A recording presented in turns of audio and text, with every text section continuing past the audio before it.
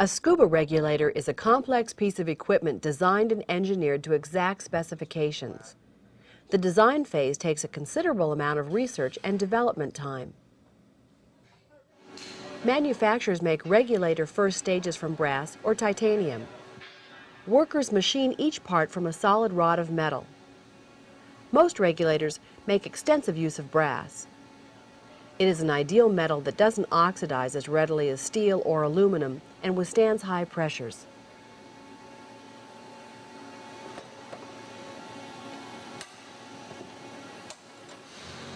The brass rod spins and the tools remain stationary.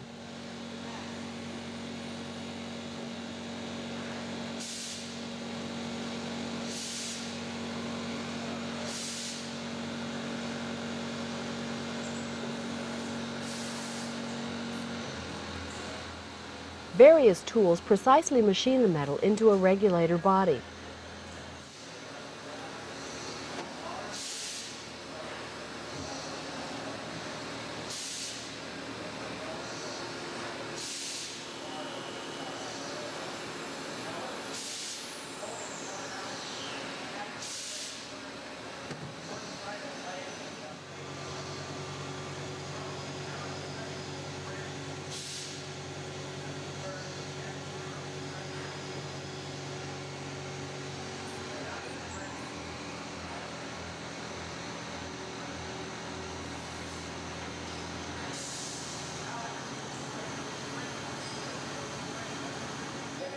Inspection ensures that each part meets exact standards.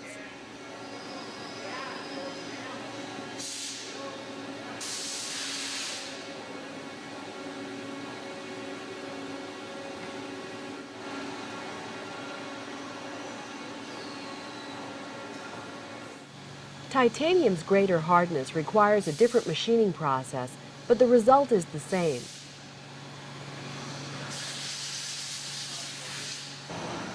A mixture of silicone and water lubricates the machine tools as they carve tank yolks from the metal.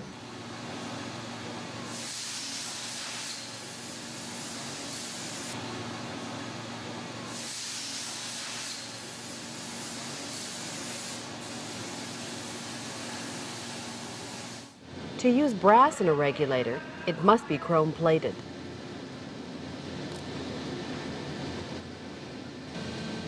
Moved from bath to bath, caustic and acidic solutions clean impurities from the brass.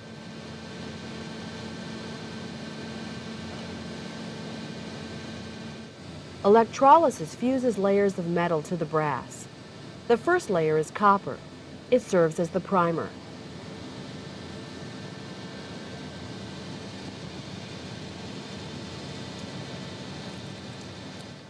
A nickel layer provides corrosion protection. The final step is the chrome. Chrome acts as a sealer, keeps the nickel from oxidizing, and adds some hardness and shine.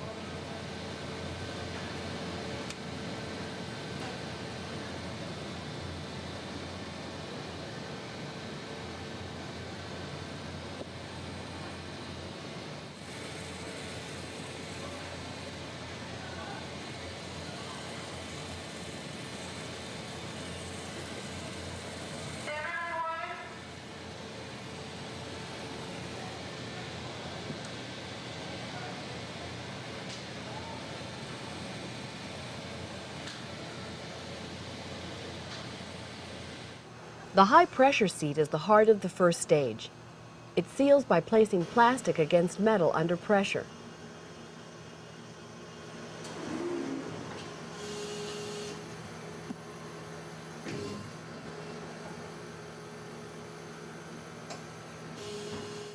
Inspection ensures that the plastic and metal of the high-pressure seat have bonded properly.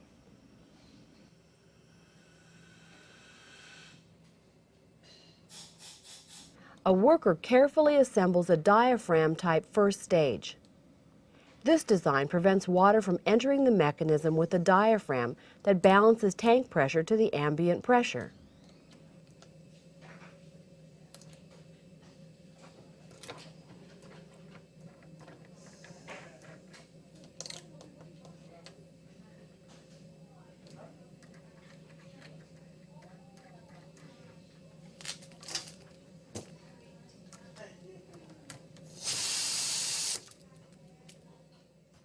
The high-pressure seat assembly combines the seat, filters, and retaining clips in one unit.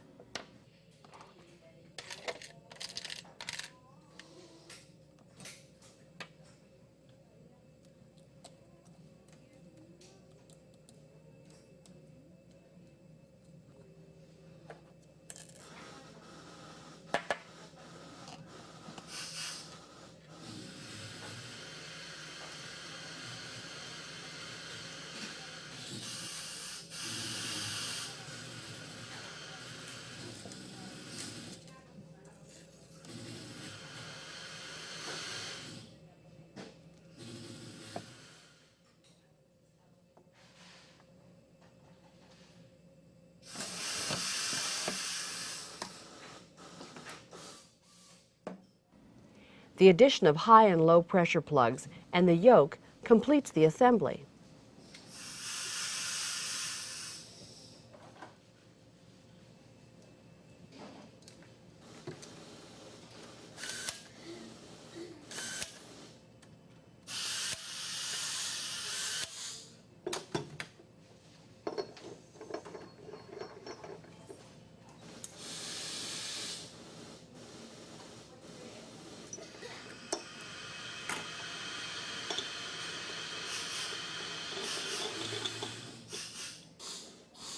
Testing verifies that the first stage functions properly, lowering the tank pressure to an intermediate pressure usable by the second stage.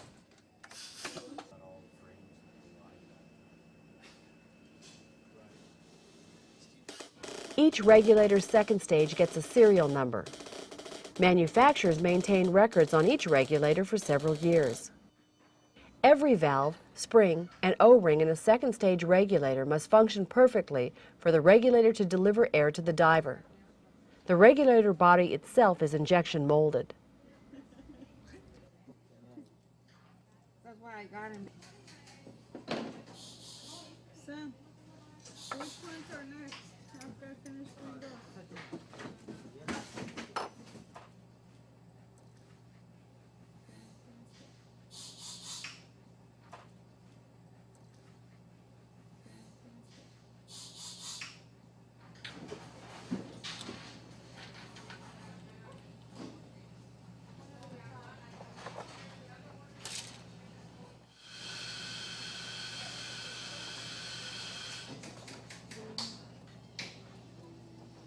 So the shiny goes on the bottom, right?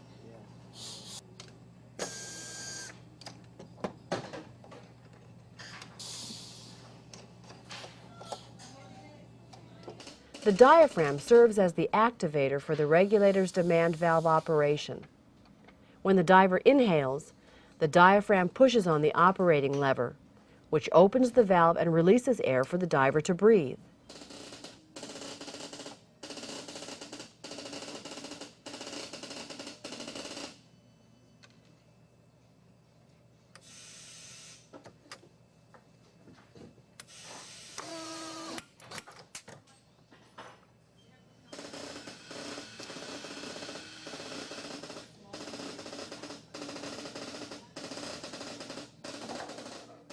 The second stage goes through tests to make sure the purge valve works properly and that there are no leaks.